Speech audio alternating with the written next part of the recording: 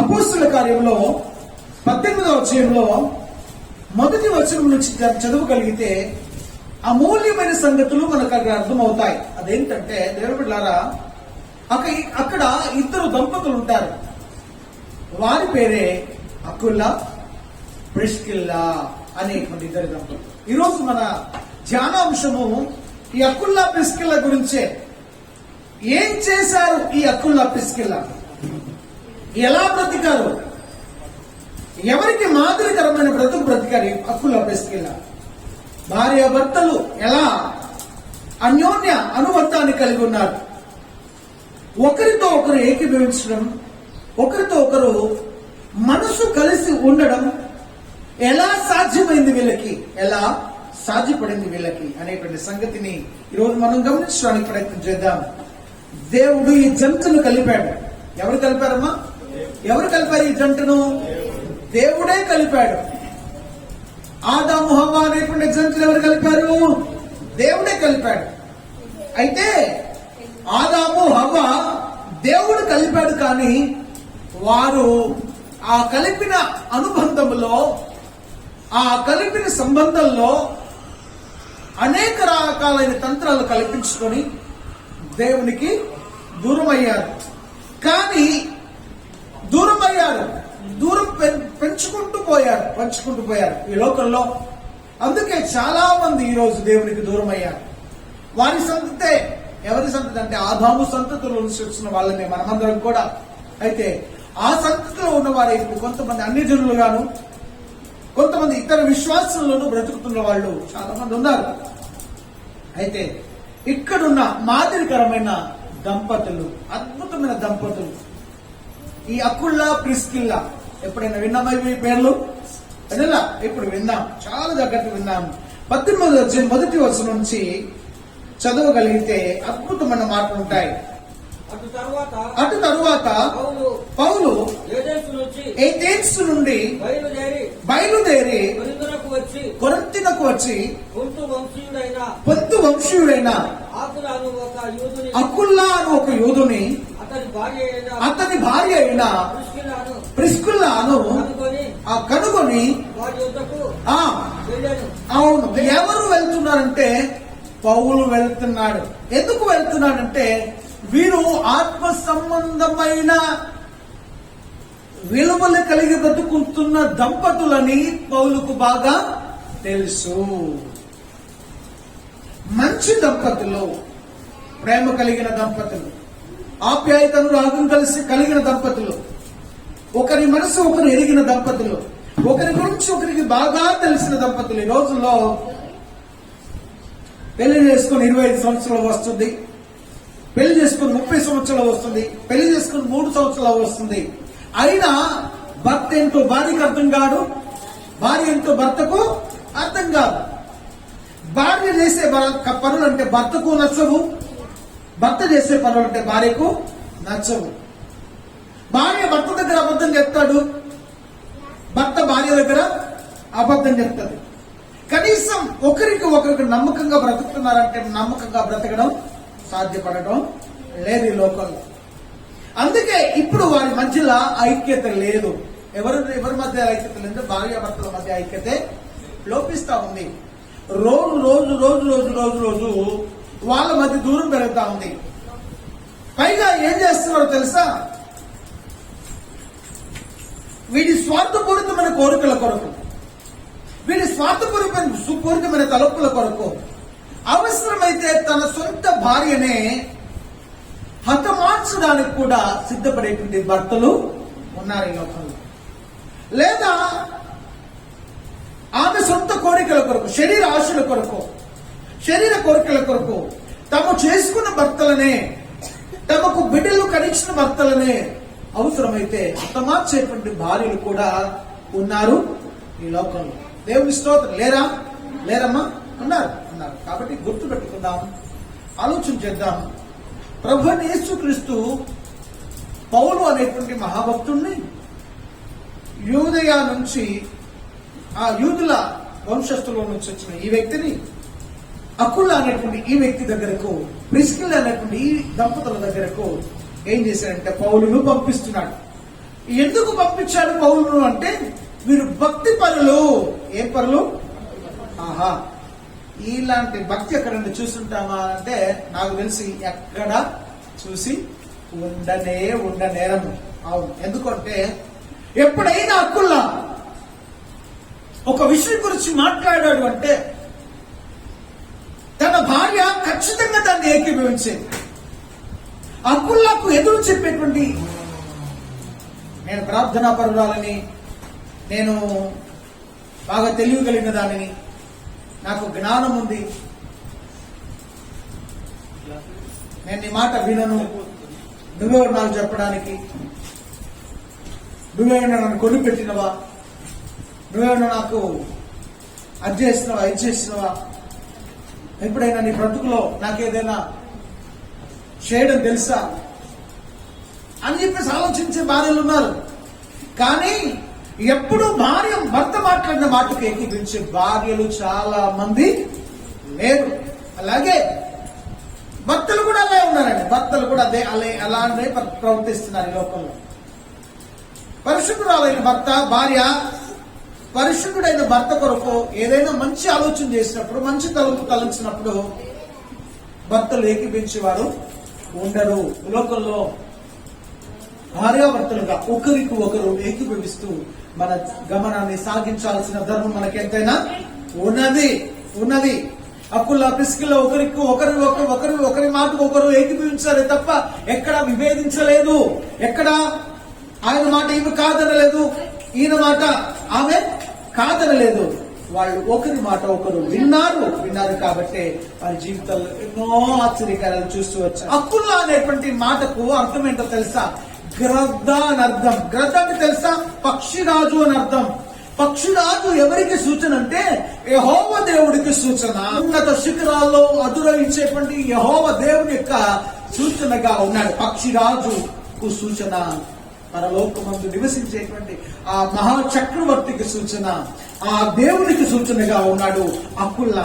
ఇక ప్రిస్కిల్లా అనేటువంటి మాటకు అర్థం ఏంటో తెలుసా? ముసలమ్మ ముచ్చట్లు అని అర్థం. రెండు పేర్లకు అర్థాలు ఉన్నాయి. ఒకటేమో పక్షిరాజు అని అర్థం, రెండోదేమో ముసలమ్మ ముచ్చట్లు అని అర్థం. ఏమండి, ఇద్దరు స్త్రీలు కలిసారంటే ఏం చేస్తారు చెప్పండి? ఎప్పుడు ముచ్చటే. ఏ గురించి మాట్లాడతారు అందదా? రాజ్యాల గురించా, న్యాయబద్ధమైన చట్టాల గురించా, పోనీ సంఘం గురించా, ఆత్మల గురించా, సువార్త గురించా, పరిచర్య గురించా, ప్రార్థనా జీవితం గురించా? ఏం మాట్లాడతారో తెలుసా? ఏం మాట్లాడతారు? ఆ అమ్మ ముచ్చట, ఈ అమ్మ ముచ్చట, ఆ ఇంటి ముచ్చట, ఈ ఇంటి ముచ్చట, వాళ్ళు అట్లు చేశారంటే ఇట్లు చేశారు. ఇదే ముచ్చట్లు తప్ప వేరే ముచ్చట్లు రానే రా. ఇక్కడ కూడా అదే రాయబడుతుంది. దేవుడు, ఈ ప్రిస్కిల్లా అనేటువంటి మాటకు అర్థం ఏంటంటే ముసలమ్మ ముచ్చట్లు అని అర్థం. అకుల్లా అనేటువంటి మాటకు అర్థం ఏంటంటే పక్షిరాజు అని అర్థం. పక్షిరాజు దేనికి గుర్తు అంటే యెహోవా దేవునికి గుర్తు. ఉన్నత శిఖరాల్లో ఉండేటువంటి అధిరోహించేటువంటి ఆత్మీయత గుర్తు, పరిశుద్ధత గుర్తు, పరలోక రాజ్యంలో నివాసం చేసేటువంటి దేవదేవుడికి గుర్తు అకుల్లా. తిమోతి రాసిన పత్రిక 4:7 1 తిమోతి రాసిన పత్రిక 4:7 అపవిత్రమైన ముసలమ్మ ముచ్చట్లను విసర్జించి దైవభక్తి విషయంలో నీకు నీవే సాధకము చేసుకొను. ఏం విసర్జించాలట? ఏమి మనం పక్కన పెట్టాలట? అయ్యో, ముసలమ్మ ముచ్చట్లు అంటే ఆడవాళ్ళు పెడతారా? మొగుళ్ళు పెట్టరా అంటే మొగుళ్ళు కూడా పెడతారు. Common, it is common. అసహజంగా మొగుళ్ళు కూడా ఇదే పని చేస్తున్నారు. ఈ లోకంలో చాలా మంది ఏం చేస్తున్నారంటే ముసలమ్మ ముచ్చట్లతో కాలయాపన చేస్తున్నారు. టీవీ ముచ్చట్లతో. ఆత్మీయంగా బ్రతకాల్సిన వీళ్లే, పరిశుద్ధంగా బ్రతకాల్సిన వీళ్లే, పవిత్రమైన మనస్సాక్షి కలిగి బ్రతకాల్సిన వీళ్లే ముసలమ్మ ముచ్చట్లకు తావిస్తూ ఉంటే దేవుడు ఎంత వేదన పడుతున్నాడో ఒకసారి ఆలోచించండి. దేవుని బిడ్డలారా, ఒకసారి ఆలోచించండి. వీళ్ళ జీవితాల్లో ఎన్ని కష్టాలు ఎదుర్కొన్నారంటే, ఎన్నో కష్టాలు ఎదుర్కొన్నారంటే. ఇప్పుడు యూదా ప్రాంతం నుంచి మరొక ప్రాంతానికి ప్రయాణం అవుతున్నారు. అపోస్తుల కార్యం చూద్దామా మరొకసారి? 18వ అధ్యాయము 2వ వచనం నుంచి. యూదులందరూ రోమాను విడిచి వెళ్ళవలనని క్లౌదియా చక్రవర్తి వలన ఆజ్ఞ చేశారు.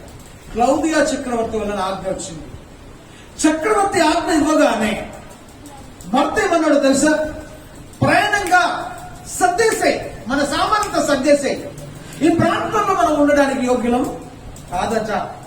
చక్రవర్తి చెప్తున్నాడు, ఖచ్చితంగా వెళ్దాం అని చెప్పేసి ఆలోచన చేశాడు. అప్పుడు మీరేమంటారు చెప్పండి? లేదు, మా అత్తోళ్ళ ఇంటికి వెళ్దాం, అక్కడ బాగుంటుంది. లేదా మా అక్కోళ్ళ ఇంటికి వెళ్దాం, అక్కడ బాగుంటుంది. మనకేదైనా తిండికి లేకపోతే వాళ్ళు సహాయం చేస్తారు. మన కష్ట పరిస్థితులు ఉంటే వాళ్ళు మళ్ళీ ఆదుకుంటారు. మన బంధువుల ఇంటికి వెళితే మనకు క్షేమం జరుగుతుంది అనేటువంటి ఆలోచన చేస్తాం. కానీ దేవుడు చెప్పిన మాటను వినడానికి సాహసిస్తామా అని అంటే ఒకసారి ఆలోచించాల్సిందే. దేవుడి స్తోత్రం. ఎప్పుడు ఆలోచన చేయమండి. దేవుడు వెళ్ళమన్నాడు, నేను వెళ్తాను, నేను మాట కూడా మారు మాట్లాడను అని ఏ భార్య ఏ భర్తకు ఏకీభవించినట్టుగా చూడట్లేదు. కానీ ఒక ఆమె చూశాను, అబ్రహాము షారాయి దేవుడు చూపించిన దేశమునకు కానాను మహాపురాన్ని చూపించి అక్కడికి వెళ్ళమని ఆజ్ఞాపించగానే, కానాను మహాపట్టణం చూపించి అక్కడికి వెళ్ళమని ఆజ్ఞాపించగానే, లేదా ఆ ప్రాంతమును చూసి మరొక ప్రాంతానికి వెళ్ళమని ఆజ్ఞాపించగానే ఏం చేశారంటే అప్పటికప్పుడే ప్రయాణాన్ని ప్రారంభించారు. ఈ లోకంలో మనము అలాంటి ఆత్మీయత కలిగి ఉన్నాము. దేవుడు చెప్పింది వింటాను. వింటున్నారండి? వింటున్నారా? వింటున్నాం. చాలా మంది వింటూనే ఉంటారు. చాలా మంది దేవుని మాటలు వింటూనే ఉంటారు. కానీ వింటారు కానీ వారి బ్రతుకులో పాటించరు. వారి బ్రతుకులు ఎక్కడ పాటించినట్టుగా దాఖలాలు లేవు. చాలా మంది ఇప్పుడు నేను ఒకవేళ నేను నా కుమారుడు చెప్తున్నాను, నాన్న నా మాట వింటున్నావా అని చెప్పేసి అడిగితే, డాడీ వింటున్నాను డాడీ, నాన్న కొన్ని వాటర్ తీసుకురా అని చెప్పేసి నేను అడిగాను అనుకోండి, డాడీ నీ మాట వింటున్నాను డాడీ అని లేవడం లేదు. అచ్చేసి వింటున్నావా నాన్న? వింటున్నా డాడీ. ఎన్నిసార్లు విన్నావు? చాలాసార్లు విన్నాను డాడీ, కానీ నేను ఇక్కడి నుంచి లేవట్లేదు డాడీ. లేవండి డాడీ. డాడీ కొంచెం మంచిగా తీసుకురా నాన్న, కొద్దిగా మంచిగా తీసుకురా నాన్న, నాకు దాహం అవుతుంది అని చెప్పేసి నేను రిక్వెస్ట్ చేసినప్పటికి కూడా నేను వింటున్నాను కానీ నేను మాత్రం లేవండి. అంటే వినట్లేదా? వింటున్నాడు. నా కుమారుడు నా మాట వింటున్నాడు, కానీ ఆ విన్న మాటను పాటించడం లేదు. వినుట వలన ప్రయోజనము లేదు. వినుట వలన ప్రయోజనము లేదు. మరి ఎవరెవరు దేని వల్ల ప్రయోజనం ఉంటుంది చెప్పండి? క్రియల వలన. మనం విన్నదాన్ని అక్షరాల ప్రభు నామంలో పాటించినప్పుడే అద్భుతాలు మనం చూస్తాం. అక్కుల్లా ఏదైతే మాట చెప్పాడో వెంటనే ప్రిస్కిల్లా విన్నది, వెంటనే ప్రయాణాన్ని కొనసాగించింది. మనమైతే ఎన్ని సాకులు చెప్పేవాళ్ళమో, నా కాళ్ళు నొస్తున్నాయి ఇవాళ నేను రాలేకపో, నువ్వు పోయి రాపో, నువ్వు ఆశీర్వాదాన్ని పట్టుకుని రాపో, నేను అలసిపోయాను, నా నడువులు బాగలు, నడువు నొప్పిస్తూ ఉంది, నీకేం తెలుసు నా బాధ గురించి? నీకేం తెలుసు నా ఇబ్బంది గురించి? నీకేం తెలుసు నా కష్టం గురించి? నేను ఎంత కష్టపడుతున్నాను నాకే తెలుసు. కాబట్టి దయచేసి నువ్వు వెళ్ళి రాపో ప్రార్థనకి. ఈరోజు నేనేం చేస్తానంటే పడుకుంటే ఆరోగ్యం వస్తుందా? ఆరోగ్యం రాదు, ఇంకా బలహీనత పెరుగుతుంది. జాగ్రత్త సుమా. దేవుని సన్నిధికి వచ్చి నువ్వు ఆశీర్వదించబడ్డమైన క్షేమం, నీకు ఆరోగ్యదాయకం, నీ బ్రతుకు బాగవుతుంది. అంతే తప్ప నేను రాను, నా వల్ల కాదు. దేవుడు నిన్ను ఆజ్ఞాపించాడు, దేవుడు నీకు మాట ఇస్తున్నాడు. అమ్మా నేను రమ్మన్న చోటుకి నువ్వు వస్తే, నా మాట వింటే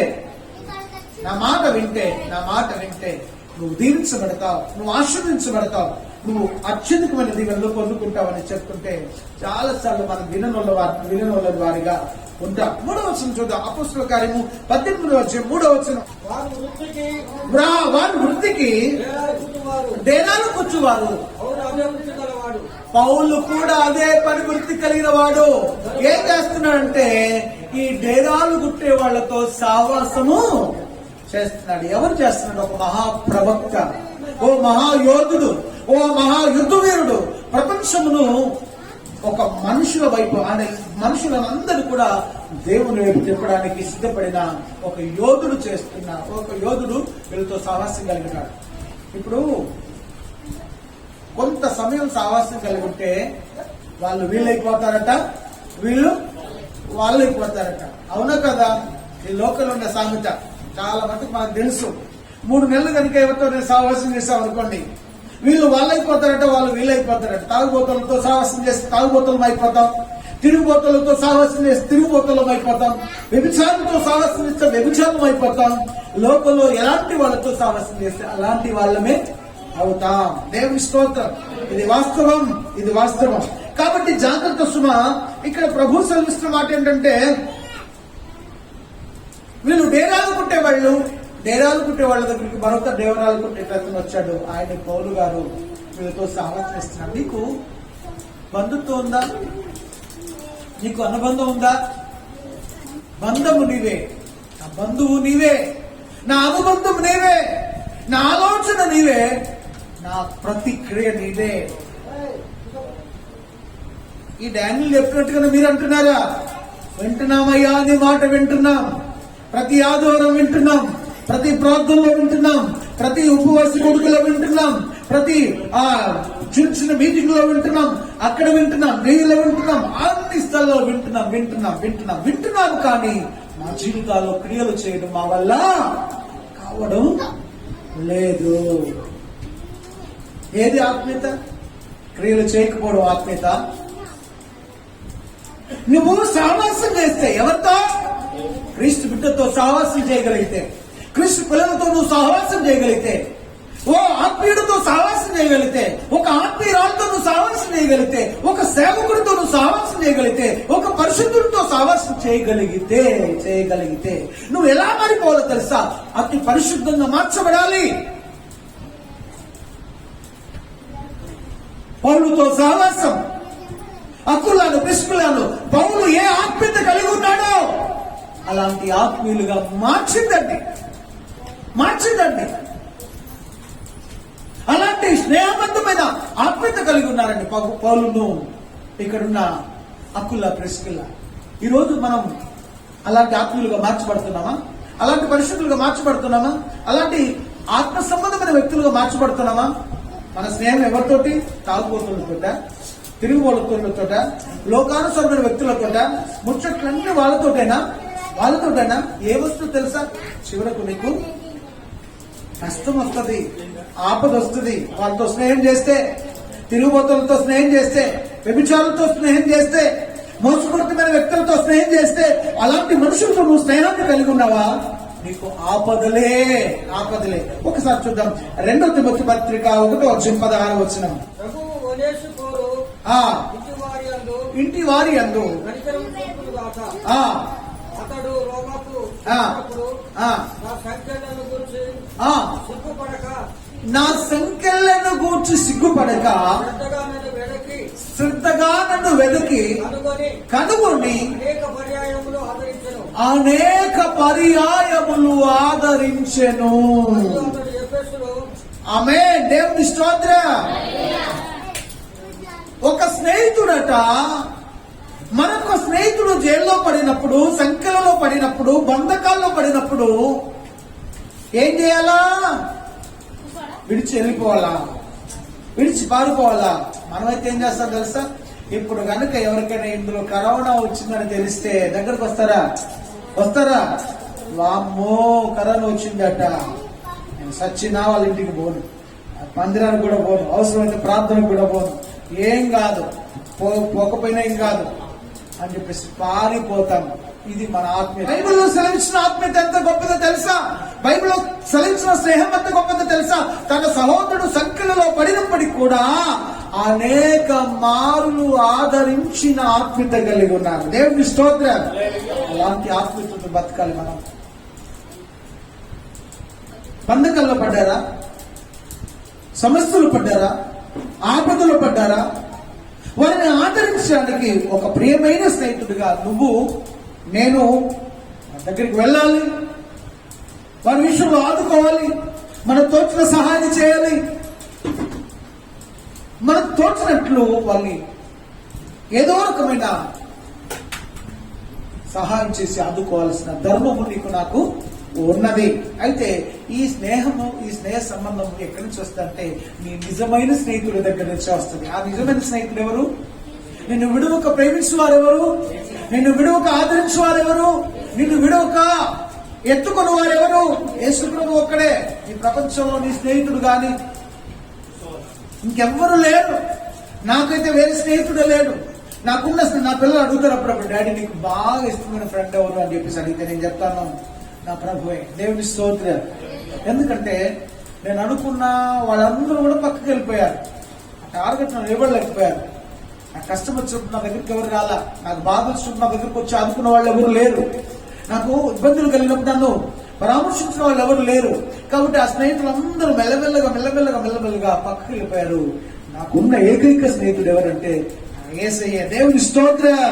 రూతు గ్రంథం 1:16 నా వెంబడి రావద్దనియు నన్ను విడిచి వదిలిపెట్టమనియు నన్ను బతిమాలు కొనవద్దు. ఏమండి, ఎవరితో అంటున్నారో తెలుసా? నయోమితో ఎవరు అంటున్నారు? అత్తతో కోడలతో అత్త ఇలా మాట్లాడుకుంటున్నారు. అయ్యా అమ్మా, నువ్వు నా వెంట రావద్దని చెప్పేసి అత్త అంటుంది. నువ్వు నా వెంట రావద్దు, నువ్వెవరో నాకు తెలియదు, నువ్వు చక్కగా పోయి వేరే అబ్బాయిని చూసి పెళ్లి చేసుకో, నీ జీవితాన్ని నువ్వు అనుభవించు, నువ్వు సుఖాన్ని అనుభవించు, నువ్వు సంతోషాన్ని అనుభవించు. నేను నష్టపోయాను, నా 2 కుమారులు కోల్పోయాను. నేను దేవుని మాట వినక, దేవుని మాటకు చెవి ఒగ్గక, దేవుని మాటకు శ్రద్ధ పెట్టక, దేవుని మాటను నేను ఆలోచన చేయక నేను నష్టపోయాను. నేను నా సొంత ఆలోచనతో పరిగెత్తాను. చివరికి సంపాదించుకున్నది ఏంటంటే ఏమి లేదు. నా భర్త పోయాడు, నా 2 కుమారులు పోయాడు. ఆ తర్వాత నువ్వు నాకెందుకు, ఈ కోడలు నాకెందుకు, దయచేసి నన్ను వదిలిపోయి అని చెప్పేసి కోడలతో అంటే కోడలు ఏమంటుందో తెలుసా? నీ దేవుడే నా దేవుడు, నీ ప్రజలే నా ప్రజలు. నిన్నెక్కడ పాతి పెడతారో అక్కడే నేను పాతి పెట్టబడతాను. అత్తమ్మా, నువ్వు రావద్దని నువ్వు చెప్పనే వద్దు అంటే ఎంత బంధము కలిగి ఉన్నదో ఒకసారి ఆలోచించండి. ఒక ఆత్మీయులలోనే బంధం ఉంటుంది, ఆత్మ సంబంధమైన కోడలలోనే బంధం ఉంటుంది. నీ అత్త నువ్వు ఎలా గౌరవిస్తున్నావు, ఎలా మాట్లాడుతున్నావు, ఎలా హింస చేస్తున్నావు. ఒక దేవుని బిడ్డలోనే ఇలాంటి ఆత్మీయత దాగి ఉంటుంది. దేవుని బిడ్డలారా, అత్త నిన్ను వదిలిపెట్టి నేను వెళ్ళను, నీ దేవుడే నా దేవుడు, నీ ప్రజలే నా ప్రజలు, నువ్వెక్కడ పాతి పెట్టబడతావు, నేను అక్కడే పాతి పెట్టబడతానత్త అని చెప్పేటువంటి ఆత్మీయత.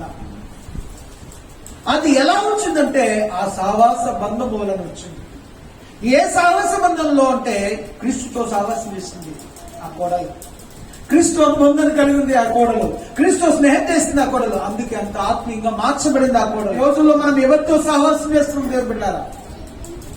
ఎవరితో బంధుత్వం ఉంది మనకు? ఎవరితో అనుబంధం ఉంది మనకు?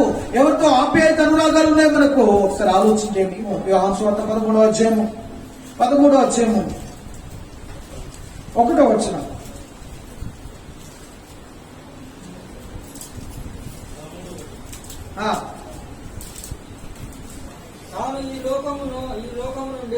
లోకము నుండి తండ్రి యొద్దకు వెళ్ళవలసిన గడియ వచ్చునని పస్కా పండగకు ముందే ఎరిగిన వాడై లోకములో ప్రేమించి ఆమేన్. ఏమండి, కొద్దిసేపు ప్రేమించే ప్రేమ కాదు వేసే. బెల్లం ఉంటే ఏముంటాయి? ఈగలు ఉంటే అక్కడ బెల్లం ఉందని గుర్తు. దేవుని స్తోత్రం కదా. ఇప్పుడు బాగా ఈగలు కనపడుతున్నాయి. కారణం ఏంటంటే అక్కడ ఏదో ఒక చిన్న బెల్లం ఉంది, రుచికరమైన పదార్థం ఉంది కాబట్టి అన్ని ఈగలు ఉన్నాయని గుర్తు. పోనీ బెల్లమే ఉన్నది అనుకోండి, అప్పుడు ఏముంటాయి? ఈగలు వస్తాయి. దేవుని స్తోత్రం. హల్లెలూయా, హల్లెలూయా. బెల్లం లేని దగ్గర ఈగలు ఉంటాయా? కానీ నేను అదే చెప్తున్నాను, మీ దగ్గర డబ్బు ఉంటేనే జనాలు మీ దగ్గరికి పరిగెత్తుకొని వస్తారు. డబ్బు ఉంటేనే నిన్ను ప్రేమిస్తారు, డబ్బు ఉంటేనే నిన్ను ఆదరిస్తారు, డబ్బు ఉంటేనే నీ పైన ఆప్యాయత అనురాగాలు చూపిస్తారు. ఒకవేళ డబ్బులు లేవనుకోండి ఏం చూపిస్తారు? నా స్నేహితుడే అండి ఒకప్పుడు, ఇప్పుడు కాదు. నా బంధువేనండి ఒకప్పుడు, మా దూర బంధువు అండి ఆయన ఒకప్పుడు అన్ని గురించి నా గురించి చెప్పేస్తూ ఉంటారు. దేవుడు సింపుల్ గా చెప్పేస్తారండి, సింపుల్ గా చెప్పేస్తారు. ఏమంటారంటే మా బంధువేనండి, దూర బంధువు. ఎందుకంటే ఆయన దగ్గర డబ్బులు లేవుగా. మా పెద్దనాయనే, మా చిన్నాయనే, మా అత్తే, మా మామే, మా సహోదరుడే, మా ప్రియమైన వ్యక్తే. నాకు భలే ఫ్రెండ్షిప్ ఉంది ఆయనతో. ఫ్రెండ్షిప్ ఉంటే మానక ప్రేమించాలి, మానక బంధుత్వం కలిగి ఉండాలి, మానక ఆప్యాయత అనురాగాలు కలిగి ఉండాలి, మానక క్రీస్తు వైపు తిరిగేటువంటి పరిశుద్ధతను కలిగి ఉండాలి. ఎవరు కలిగి ఉన్నారంటే యేసు ప్రభు కలిగి ఉన్నాడు చివరి వరకు. ఎందుకు యేసు ప్రభు దేవుడని చెప్పగలుగుతున్నాం? ఆయన చివరి వరకు పుట్టిన దగ్గర మొదలుకొని చచ్చేదాకా కూడా ప్రేమించాడు. ప్రేమించలేదా? ప్రేమించాడు. పుట్టిన దగ్గర నుంచి చచ్చేదాకా ప్రేమించాడు. పుట్టిన దగ్గర నుంచి చచ్చేదాకా పాపం చేయలేదండి. పుట్టిన దగ్గర నుంచి చచ్చేదాకా ఆయన క్షమించాడండి. చచ్చినా తిరిగి లేచాడండి. అందుకే ఆయన దేవుడు అంటున్నా, దేవుడు అంటున్నా, ఆయన రక్షకుడు అంటున్నా, ఆయన పరలోక సంబంధమైన రానాతో పిలవగలుగుతున్నా. అందుకే ఇలా ప్రేమించగలవారు, ఇలా స్నేహము, ఇలా బంధుత్వం కలిగి ఉన్నవారు ఈ ప్రపంచంలో ఎవ్వరూ ఉండరు. నిన్ను చచ్చేదాకా ప్రేమించేవాడు, చచ్చినా నిన్ను ప్రేమించేవాడు ఒకే ఒక్కడు, యేసు ప్రభు ఒక్కడే. దేవుని స్తోత్రం. ఇంకో మాట గురించి చూద్దాం. 11:16 అందుకు విధుగా అనబడిన తోమ ఆయనతో కూడా చనిపోవుటకు మనము వెలుగమని అతనితో కూడా శిష్యులతో చెప్పాను. ఎవరితో చనిపోవాలనుకుంటున్నాడు విధుమా తోమ అంటే? యేసు ప్రభుతో కాదు, లాజరుతో. లాజరు చనిపోయాడా? ఏమంటే అయ్యో చనిపోయాడా, మనం కూడా చనిపోదాం పండి అని అంటున్నాడు. దేవుని స్తోత్రం. అదేనండి బంధుత్వం అంటే, అదేనండి స్నేహం అంటే. ఈ భర్తను మీరు ప్రేమిస్తున్నాడా లేదా అని ఇప్పుడే ఆలోచించుకోవాలి. ప్రేమిస్తున్నాడా? నువ్వు చచ్చిపోతే ఎప్పుడు ఇంకో అమ్మాయిని పెళ్లి చేసుకున్నాడు ఆలోచన చేస్తున్నాడు. పెట్టుకోండి. భార్య భర్తలుగా ఒకవేళ మన అన్యోన్య సంబంధం కలిగి లేకపోతే, ఒకరి మాట ఒకరు వినకపోతే, ఒకరి మాట ఒకరు గౌరవించకపోతే, మన ఆత్మీయతలో లేకపోతే ఖచ్చితంగా ఏదో ప్రాబ్లం మన జీవితంలో ఉన్నట్లే. కాబట్టి జాగ్రత్త సుమా. మనం ఆత్మ సంబంధమైన వ్యక్తులుగా బ్రతకడానికి ప్రయత్నం చేద్దాం. ఇంకొక విషయం కూడా చూద్దాం. రోమపత్రిక 16:3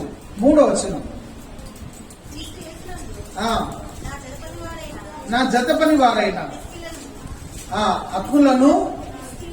అక్కులకును ప్రిస్కిల్లకును నా వందనములను ఆమేన్. దేవుని స్తోత్రం. అక్కులకును ప్రిస్కిల్లకును నా వందనములు చెప్పుడి. ఎవరు చెప్తున్నారు ఈ మాట అంటే పౌలు మహాభక్తుడు మాట్లాడుతున్నాడు. ఎందుకు వందనాలు చెప్పమంటున్నాడు అంటే వాళ్ళు నాకంటే శ్రేష్ఠులు, వాళ్ళు నాకంటే బుద్ధి కలిగిన వారు నాకంటే పరిశుద్ధులు. ప్రైజ్ లార్డ్ అక్క అని చెప్తే నేను ఎక్కడ తక్కువ అయిపోతానో, ప్రైజ్ లార్డ్ అన్నా అని చెప్తే నేను ఎక్కడ తక్కువ అయిపోతాను, షలోమ్ అన్నా అని చెప్తే నేను ఎక్కడ తక్కువ అయిపోతాను. కొంతమంది షలోమ్ కూడా చెప్పరు. ఎందుకు నేను చెప్పాను షలోమ్? నేను వాళ్ళకంటే పెద్దదాన్ని కదా, వాళ్ళకంటే ఆత్మీయంగా పెద్దదాన్ని కదా. నేనేమంటున్నా, పెద్దవైన నువ్వే ఏం చెప్పాలా? వాళ్ళకి వందనాలు చెప్పాలి. చెప్పడానికి నువ్వు ప్రయత్నం చేయి. వాళ్ళకి పాఠం నేర్పించు, నీ ఆత్మీయత ద్వారా పాఠం నేర్పించు. అంతే తప్ప నువ్వు ఆత్మ పాఠాలు నేర్చుకునేటువంటి దౌర్భాగ్య స్థితి నీకు నాకు వద్దు. వింటున్నారండి? వద్దు. కానీ నువ్వేం చేస్తున్నావంటే చాలా సార్లు మనమే పాఠాలు నేర్చుకునేటువంటి దుస్థితిలో బ్రతుకుతున్నాం. కాబట్టి దయచేసి జ్ఞాపకం చేసుకోండి, మనం ఎప్పుడు కూడా ఆ పాఠాలు నేర్చుకునే దుస్థితిలో మనం బ్రతకకూడదు. మనము పాఠాలు నేర్పించడానికి ఇష్టపడాలి. అంతే తప్ప మనము పాఠాలు నేర్చుకోవడానికి చేయకూడదు. దేవుని స్తోత్రం. 1 కొరింథీ రాసిన పత్రిక 6:9-10 అన్యాయస్తులు దేవుని రాజ్యములకు వారసులు కానేరరు. మీకు తెలియదా? మోసపోకుడి, జారులైనను, విగ్రహారాధికులైనను, వ్యభిచారులైనను, ఆడంగితనము గలవారైనను, పురుష సంయోగులైనను, దొంగలైనను, లోకులైనను, త్రాగుబోతులైనను, దోచుకుని వారైనను వారసులు కారు. దోచుకుంటున్నావా? ఎవరిదైనా ఆ దోచుకునే గుణం అప్పుల ప్రశ్నలలో లేదు. ఒకళ్ళు భర్త దోసుకొని వచ్చారనుకోండి, "ఏయ్, అట్లా నువ్వు తప్పు, అది చేయకూడదు" అని చెప్పేసి భార్య గద్దించేది. భార్య ఏదైనా తప్పు చేస్తే అనుకోండి, భర్త గద్దించేవాడు, "తప్పు చేస్తున్నాడు, ఇది కరెక్ట్ కాదు" అని సరి చేసేవాడు. ఒకరి మాట ఒకరు వినేవాళ్ళు. నాకు వయసు పెద్దది, నేను భర్తను, నువ్వు ఆ మాట వినాలి అని చెప్పేసి ఆలోచన భర్తకు ఉండేది కాదు. నా భార్య ఏం చెప్తుంది, నా భార్య ఏం మాట్లాడుతుంది, క్షేమకరమైన మాటలేనా అని చెప్పేసి భర్త భార్య మాట వినేవాడు. అందుకే వాళ్ళు అంత ఆత్మీయత ఉన్నారు. అందుకే వాళ్ళు పరిశుద్ధులుగా పిలువబడ్డారండి. అందుకే వాళ్ళకు పౌలు చెప్తున్నాడు, వందనాలు చెప్తున్నాడు. ఈరోజు ఏం వందనాలు, ఎవరికి వందనాలు చెప్తున్నాం? మనం ఎవరికి పాఠాలు నేర్పిస్తున్నాం? అమ్మా వందనాలమ్మా, వందనాలయ్యా అని చెప్పి మనము పెద్దలపై ఉంటూ పెద్దలపై ఉన్న మనమే చిన్నవారికి వందనాలు చెప్పడానికి ప్రయత్నం చేయాలి. రోమపత్రిక 16-4 వచనాలు, క్రీస్తు యేసునందు నా జతపని వారునైనా ప్రిస్కిలకును అక్కులకును నా వందనములు చెప్పు.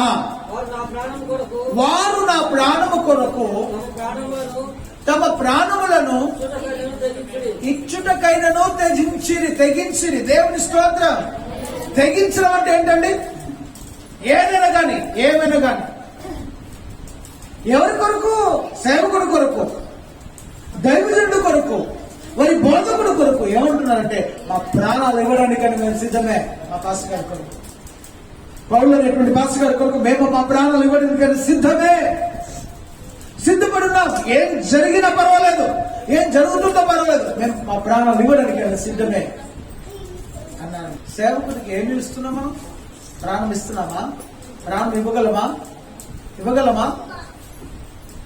అయ్యో ఆపద వచ్చింది బ్రదర్, సహోదరి ఆపద వచ్చిందమ్మా, రండి ఇక్కడికి వెళ్దాం అంటే, అన్నయ్య ఈరోజు నాకు పని ఉంది అన్నయ్య, నేను రాలేను. సింపుల్ గా, అన్నయ్య నాకు తలనొప్పులు వేస్తుంది అన్నయ్య రాలేను, అన్నయ్య నాకు కాళ్ళ నొప్పులు వేస్తుంది అన్న రాలేను, నాకు డ్యూటీ ఉందన్న రాలేను, నాకు అది ఉందన్న రాలేను, ఈరోజు మా ఆయన వస్తున్నాడన్న రాలేను, ఈరోజు నా కూతురు వస్తుందన్న రాలేను, ఈరోజు నా అల్లుడు వస్తున్నాడన్న రాలేను, ఈరోజు మా అత్త వస్తుందన్న రాలేను. ఏంటి పనికి మన సాకులు కాదు,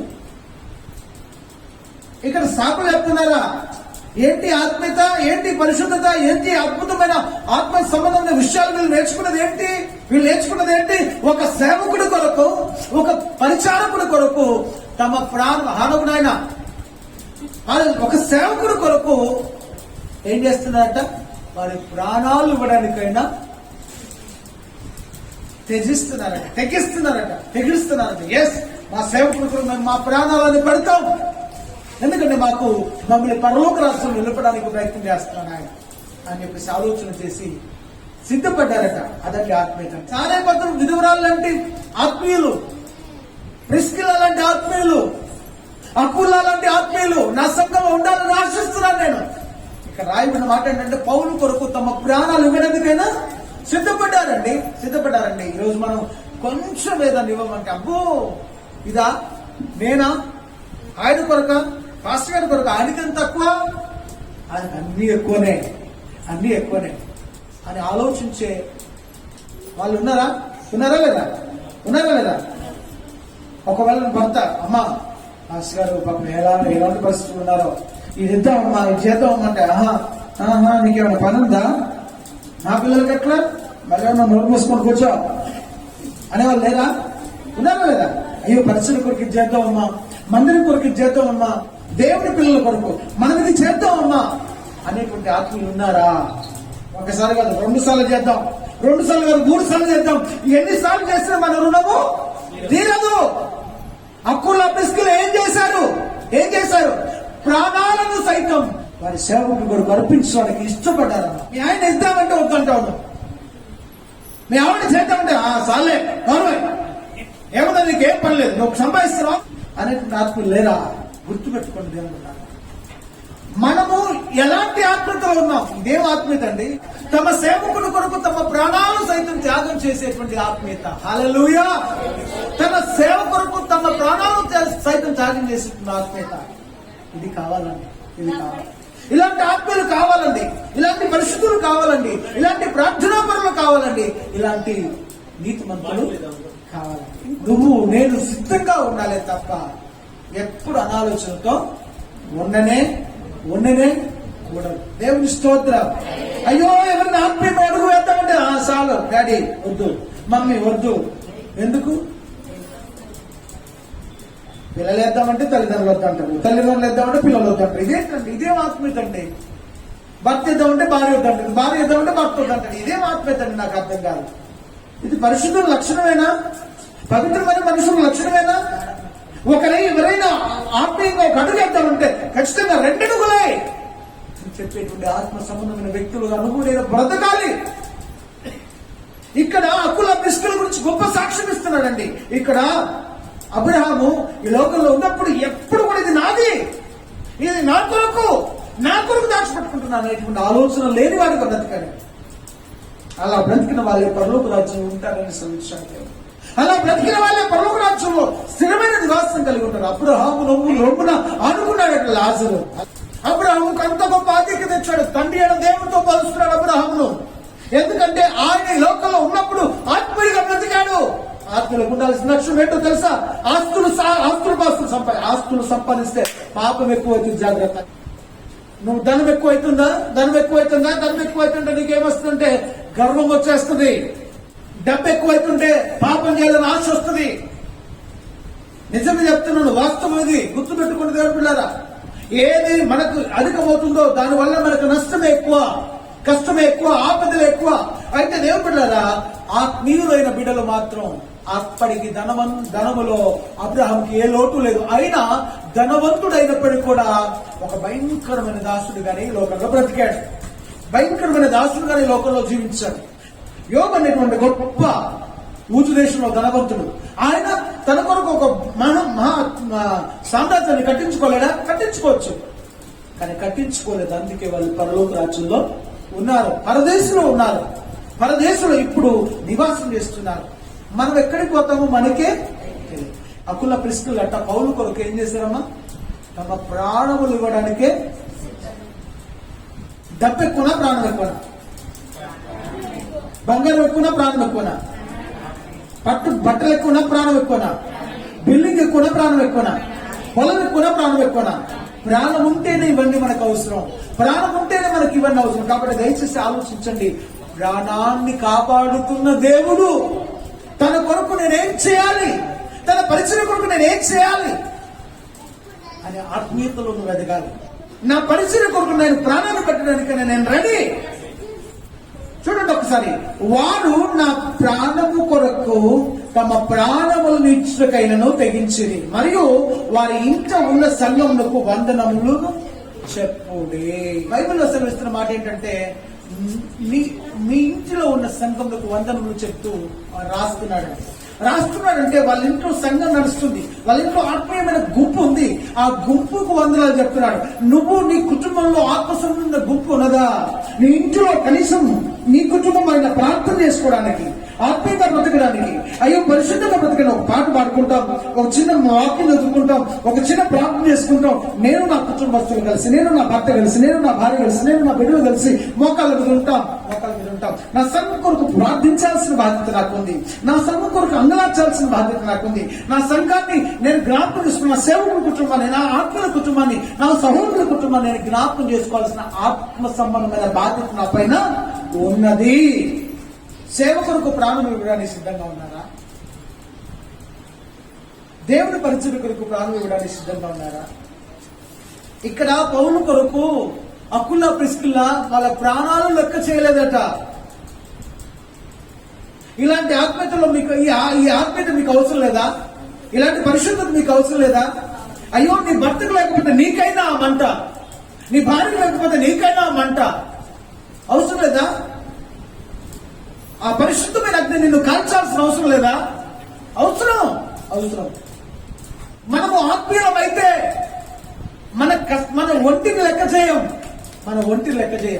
మనకున్న డబ్బులు లెక్క చేయం, మనకున్న ఆస్తిపాస్తులు లెక్క చేయం.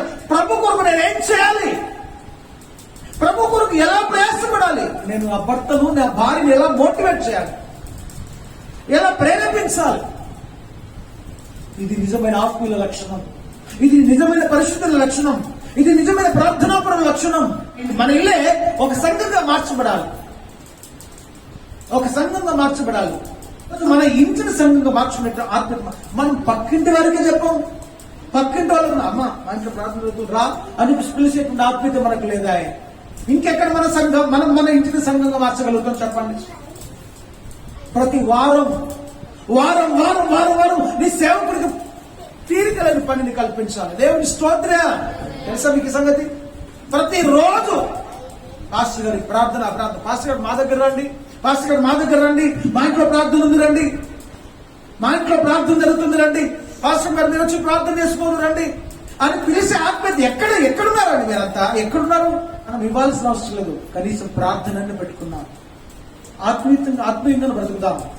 అయ్యో వాళ్ళకి ఇవ్వడం గురించి మర్చిపోదాం. ఆ ఇవ్వడం గురించి నేను అడగాలి ఎవరు?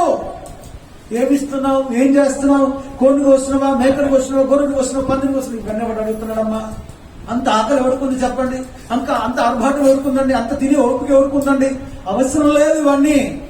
తిండి కొరకు ఆత్మడు వాడు కుక్కలతో సమానంగా దేవుడు లెక్కను శ్రమిస్తుంది. దేన్నంటారు ఆత్మీయతని? దేనంటారండి ఆత్మీయతని? డబ్బును చూడడం ఆత్మీయత? ధనాన్ని ఆశించడం ఆత్మీయత? ఆస్తిపాస్తులకు ఆలోచన చేయడం ఆత్మీయత? అది కాదండి ఆత్మీయత. అది కాదండి ఆత్మీయత. మనం ప్రార్థన చేయాలి.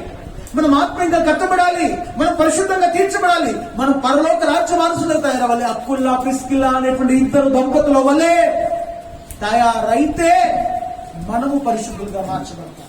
మనం పవిత్రమైన మనసాక్షి కలిగి బ్రతుకుతాం. ఇలాంటి ఆత్మీయులు కావాలి. అవుతా ఇలాంటి ఆత్మీయులు? సంఘం కొరకు గాని, ప్రార్థన కొరకు గాని, లేదంటే సేవ కొరకు గాని, ఆత్మీయుల కొరకు గాని ప్రాణం పెట్టేటువంటి సహోదరుడు వద్దా? కావాలా వద్దా? దయచేసి జ్ఞాపకం తీసుకోండి. అకుల్లా ప్రిస్కిల్లా కలిగిన ఆత్మీయతను కలిగి ఉందామా? వాళ్ళ కుటుంబాన్ని మందిరంగా మార్చుకున్నారు. మనం మన కుటుంబాన్ని మందిరంగా మార్చుకున్నాం. అలాగే క్రీస్తు కొరకు మన ప్రాణాలను సైతం, పరిచయ కొరకు మన ప్రాణాలను సైతం పక్కన పెట్టడానికి ఇష్టపడదాం. దేవుని స్తోత్రం.